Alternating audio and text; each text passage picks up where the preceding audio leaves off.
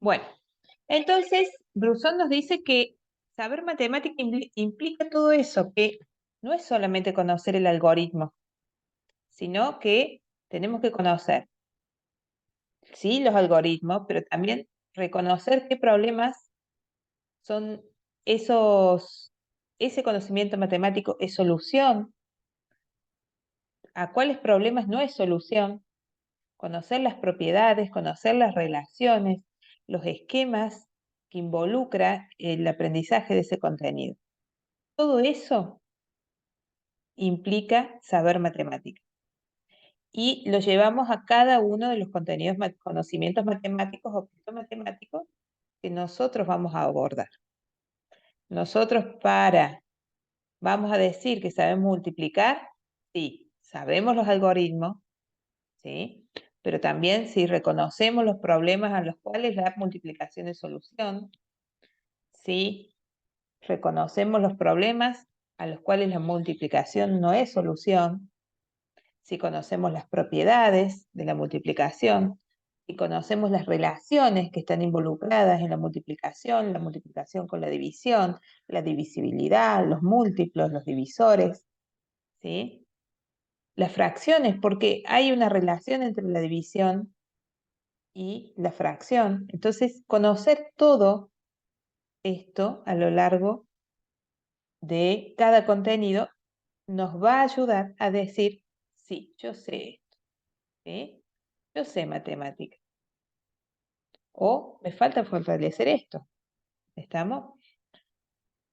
Aparte, no se deben olvidar, y ahí se los aclaré, que también hay otra cosita que dice Bruso, que saber también, aparte de resolver los problemas, ¿sí? Aparte, saber matemática implica que nos hagamos buenas preguntas, que seamos capaces de reflexionar y de pensar buenas preguntas, ¿sí? Y de pensarnos preguntando. Todo eso es saber matemática, es un montón, ¿eh? No es poca cosa. Si se ponen a ver, nosotros todo eso lo tenemos que trabajar en el aula. Y muchas veces se trabaja en la primera parte, lo que es el algoritmo nada más. El trabajar los problemas a los cuales ese conocimiento matemático es solución, implica que trabajemos diferentes contextos, diferentes significados, ¿sí? El carácter del objeto, que sea instrumento, sea herramienta, o sea objeto de estudio. Hay un montón de problemas, un montón de clases de problemas a los cuales la multiplicación, por ejemplo, es solución. Y por ahí siempre les damos los mismos problemas. Les damos, Pedrito tiene 3 figuritas, 3 paquetes de figuritas. ¿Cuántas figuritas tiene Pedrito? Sí, en cada paquete hay 4 figuritas. Y siempre le damos el mismo problema. Pedrito tiene 3 pantalones y 4 remeras. ¿Cuántos equipos diferentes de pantalón y remera puede utilizar Pedrito? Y siempre damos lo mismo. Entonces, en ese saber matemática hay muchísimo. Se resume en esos cuatro puntos, pero en esos 4 puntos es súper grande. Y nosotros a lo largo de cada contenido vamos a ir trabajando esos 4 puntos, ¿sí? Porque vamos a trabajar los problemas, vamos a trabajar los algoritmos, los cálculos mentales, las relaciones, las propiedades, todo eso vamos a trabajar de cada uno de los contenidos que vamos a hacer. Por eso les decíamos en un principio que la unidad 1 es transversal a todas.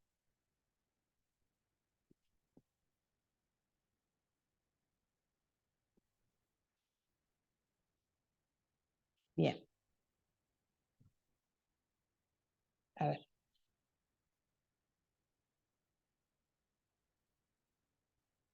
Cuando recién le decíamos que en su discurso se notaba atravesado el tipo de enseñanza que han tenido, ¿sí? Ese tipo de enseñanza, que para darle el nombre más apropiado, sería el tipo de trabajo matemático que los ha atravesado. Trabajo matemático. Para cada enfoque, ¿sí?, de la enseñanza de la matemática, hay un tipo de trabajo matemático. Nosotros en la escuela, en la matemática moderna, con la reforma de la matemática moderna, que esa reforma de la matemática viene de Europa, no funciona en Europa, y en los años 80 ellos se dan cuenta que eso no funciona, entonces llega la didáctica de la matemática, ¿sí? La didáctica de la matemática con este enfoque constructivista, empiezan a incorporarlo. Y acá llegó en los 80, o sea que si hubiéramos esperado un poquito más, quizás las cosas serían distintas. Pero bueno, siempre vamos atrás, siempre vamos un poquito más atrás. El tipo de trabajo... Llegó a un enfoque que ya sabían que no había funcionado y después llegó y nosotros lo seguimos. Exactamente. Ya sabían que no funcionaba. Porque pretendían trabajar técnicas, trabajar ni estrategias, porque justamente pensar en estrategia estás diciendo un tipo de enfoque, pero trabajar la técnica, trabajar el algoritmo y focalizar en reforzar y en hacer mucho, ¿sí?, pero carente de sentido. Es como que les contás el final del cuento. A ver, el matemático, para llegar al algoritmo de la división, al algoritmo tradicional de la división, que nosotros los vamos a ver seguramente, porque sí lo tienen que enseñar, llega un momento que hay que trabajarlo. Para llegar a eso hizo un montón de cosas, ¿sí? Hizo un montón de cosas y hay un montón de algoritmos alternativos e intermedios.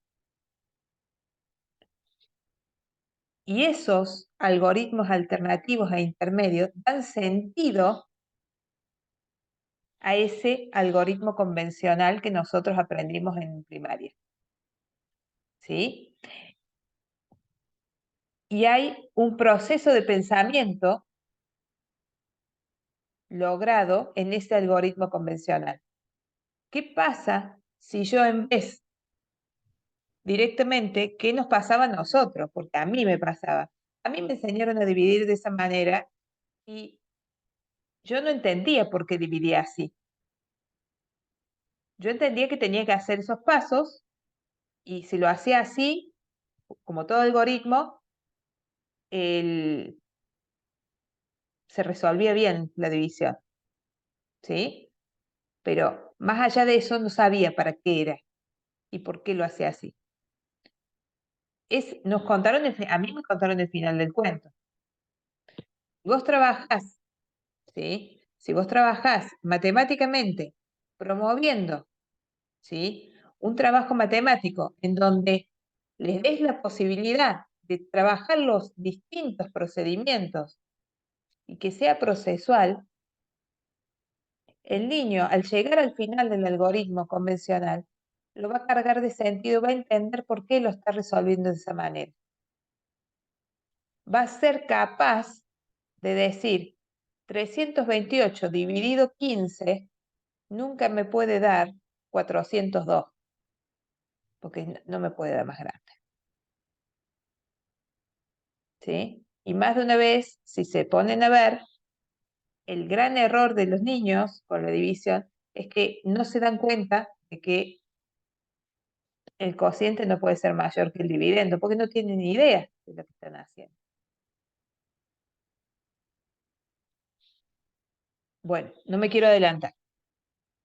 El trabajo matemático que se promueve, ¿sí?, desde esta perspectiva es un trabajo matemático en donde el niño tenga interés de resolver ese problema, que ese problema sea significativo, ¿sí? Que plantee preguntas. Todo esto vamos a volver, porque todo esto tiene fundamento en la teoría de las situaciones didácticas. Y yo después voy a volver, justamente cuando esté dando el ejemplo de la teoría de las situaciones didácticas,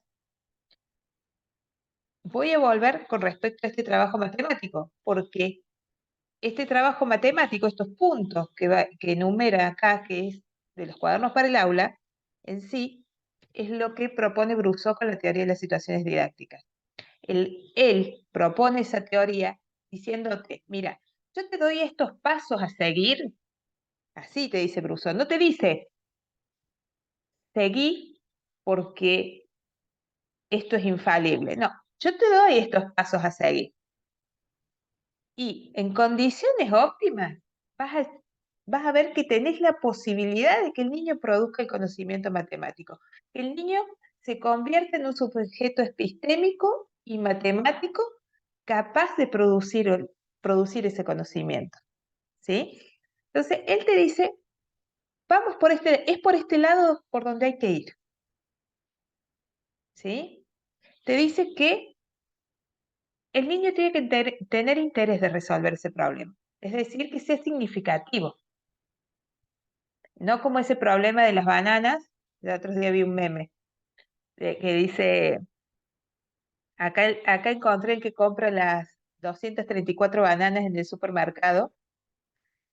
Roberto compró 234 bananas en el supermercado y después compró 428 bananas. ¿Cuántas bananas tiene Roberto en total? Todo bien. Es una suma que se le puso un problema. Porque eso es una suma que se le puso un problema. ¿Sí? El problema no tiene nada de significatividad. Nada. No tiene ni ton ni son. ¿Por qué Roberto va a comprar tantas bananas? ¿Sí? Quique se comió 36 facturas y después se comió 240 facturas. ¿Cuántas facturas se comió en total, Quique? Y un montón, y un dolor de panza terrible. Y se los digo con conocimiento de causa, porque mi hijo me lo planteó. Mamá, la maestra le había dado un problema así, no con esos números, pero mamá me dice, ¿qué nene se va a comer tantas facturas? Le va a doler la panza, mami. Y es verdad, los niños, pero son mucho más ligeros. Le había dado uno de los autitos, que tenía no sé cuántos autitos y no sé cuántos autitos en otro cajón.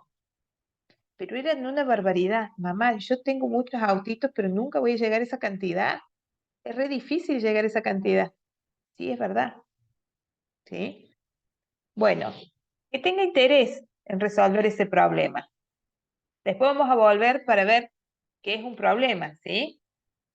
Porque todo gira, todo gira alrededor de la resolución de problemas, del trabajo reflexivo con ellos, ¿sí? De todo un trabajo posterior con ese problema. La teoría de las situaciones didácticas, el problema es lo que se llama el medio y es fundamental la situación y las interacciones que tenemos. Los alumnos con ese problema es fundamental y nosotros con los alumnos y ese problema, docentes. Es importante, o sea, debemos propiciar que el niño elabore estrategias propias y compare con las de sus compañeros. Elaborar estrategias propias. Cuando nosotros elegimos un buen problema, ¿sí? Una situación didáctica, para que verdaderamente funcione como una situación didáctica, tiene que permitir variedad de procedimientos, ¿sí? Por distintos medios llegar a lo mismo y poder ver justamente ese abanico de posibilidades y elegir seguramente la más precisa la más efectiva, que será el conocimiento matemático que nosotros queremos enseñar. ¿Sí? Comprenda que la instancia del error es ineludible y que es parte del aprendizaje. Nosotros eso queremos que el niño comprenda y queremos propiciarlo justamente. A ver, lo primero que le hemos dicho nosotros a ustedes hoy, se pueden equivocar, yo me puedo equivocar, Luciana se puede equivocar, no vamos a tener problema en decir me equivoqué y vamos a tratar de solucionarlo, ¿sí? Ustedes tienen el permiso de equivocarse, no cuando van a rendir el parcial, pero sí cuando preguntan acá en clase. En clase justamente es para eso, para sacarse las dudas y animarse a preguntar. Discuta sobre la validez de los procedimientos y la utilidad de ellos en la situación. Fíjense, y esto volvemos, discutir sobre la validez de los procedimientos. Discuta sobre las representaciones e interprete las notaciones. Es el trabajo con el otro, ¿sí? A ver, compare con sus compañeros. Nosotros tenemos que propiciar en el aula, ¿sí? Un trabajo matemático modelizando lo que hace un matemático. Un matemático no estudia solo, nunca estudia solo. Busca generar una comunidad matemática. Nosotras mismas en el instituto, cuando nos ponemos a trabajar, vieron que estamos todos en una oficina, estamos todas juntas trabajando y, che, Lu, no me sale esto. ¿Cómo lo puedo resolver?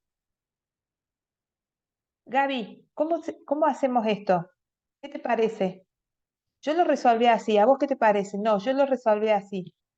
Y eso, ¿sí? Es una comunidad matemática.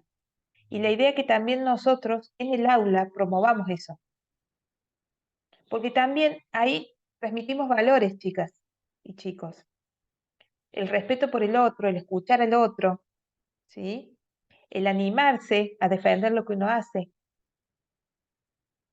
Yo no lo hubiera hecho nunca cuando era chica, porque a mí jamás me lo permitieron en la escuela. Sinceramente, nosotros repetíamos lo que decía el seño y punto.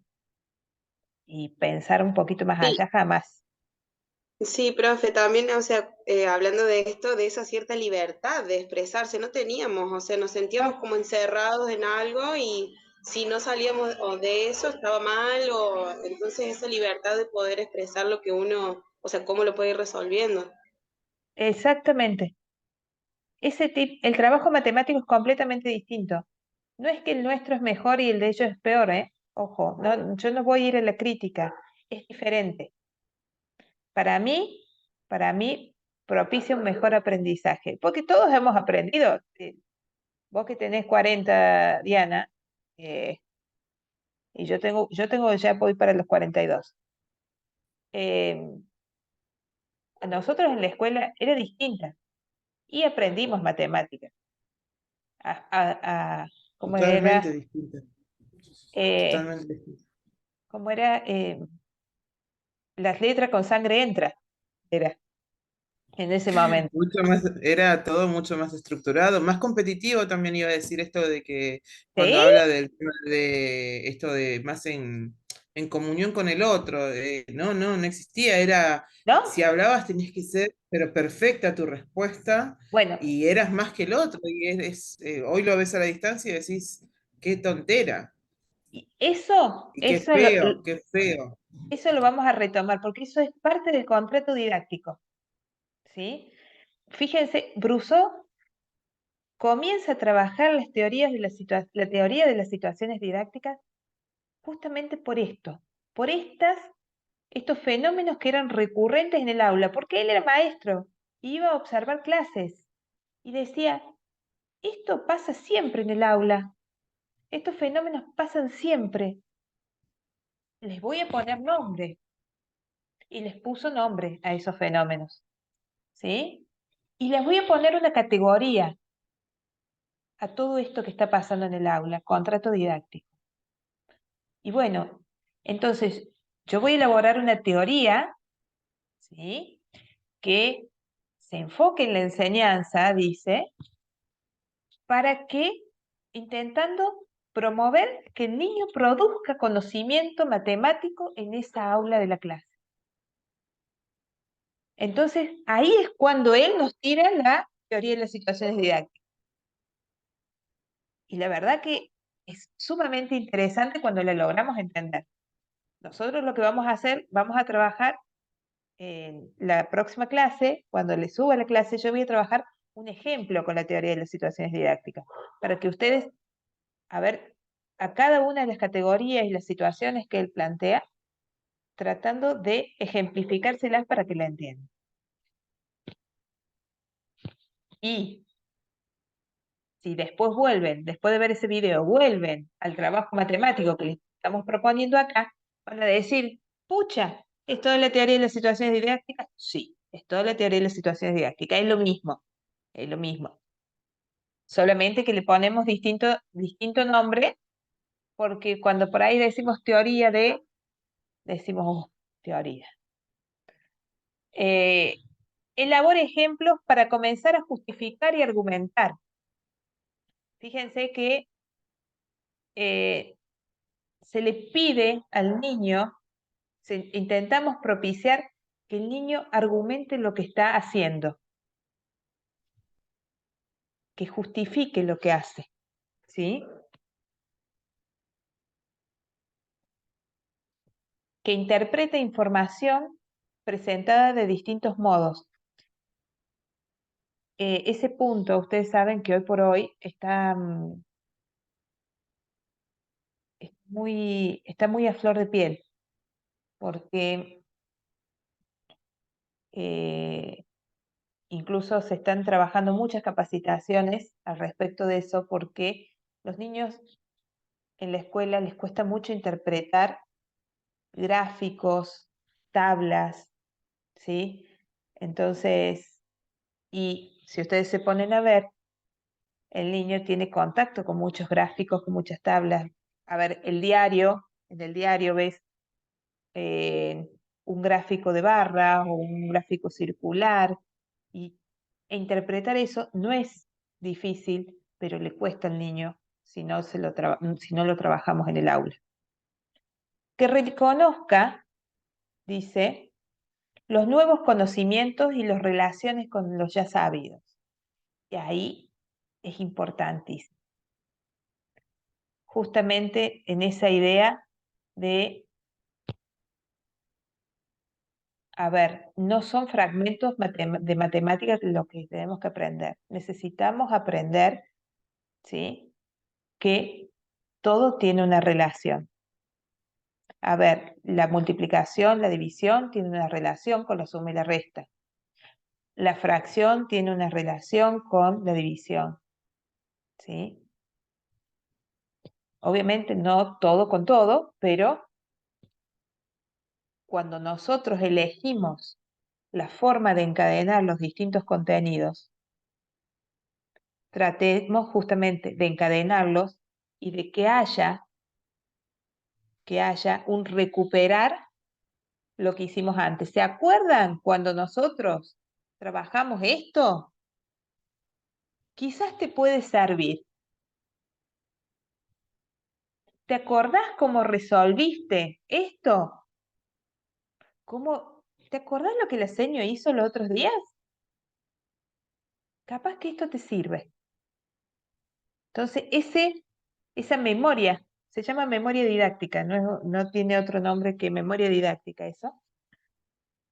Nosotros tenemos que hacerlo como docentes, ¿sí? La memoria didáctica. Es muy interesante el trabajo matemático que nosotros debemos promover, porque nosotros, si promovemos este tipo de trabajo matemático, el niño va a lograr producir conocimientos matemáticos y esos conocimientos van a tener sentido para él, ¿sí? Va a ser significativo. ¿Qué significa? va a poder reutilizarlo en otra situación completamente ajena. ¿Qué consideramos nosotros problema? Nosotros consideramos el problema un desafío para ese niño, ¿sí? Perfecto, es un desafío, pero no todos los desafíos para un niño son desafíos para otro, ¿sí? Entonces, lo que tenemos que tener en cuenta es que ese problema, para que verdaderamente sea un problema para el niño tiene que ser capaz de empezar a resolverlo con el conocimiento efectivo o con otros, pero tiene que ser capaz de resolver, empezar a encararlo.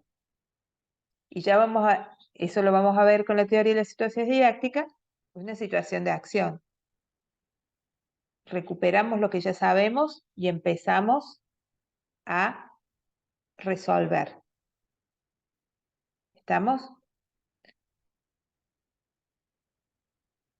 El problema tiene que ser capaz de dar, escuchen bien esta palabra, retroacciones. Nos tiene que devolver, ¿sí? Nos tiene que decir, esto no sirve, esto no nos sirve, ¿sí?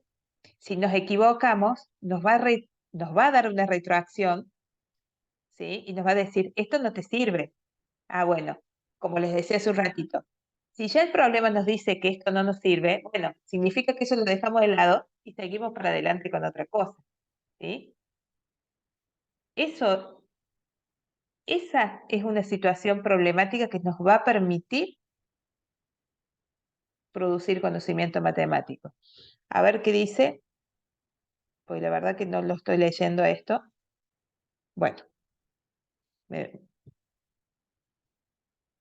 a ver, dice, consideramos que cada actividad constituye un problema matemático para un alumno en la medida en que involucra un enigma, un desafío a sus conocimientos matemáticos. Es decir, si estos le permiten iniciar la resolución del problema y para hacerlo elabora un cierto procedimiento y pone en juego las nociones disponibles, modificándolas y estableciendo nuevas relaciones. Bien. Muchas veces justamente esas retroacciones que te devuelve el problema, te dice, esto no está del todo mal, puedo encararlo por acá, pero tengo que hacer un cambio y ese cambio es lo que propicia la producción del nuevo conocimiento, ¿sí? Por eso habla de modificación. Como les decía recién, variedad de problemas. Nosotros vamos a construir el sentido del conocimiento matemático se construye resolviendo muchos problemas, ¿sí? Y en esa variedad de problemas tiene que haber variedad de significados, variedad de representaciones.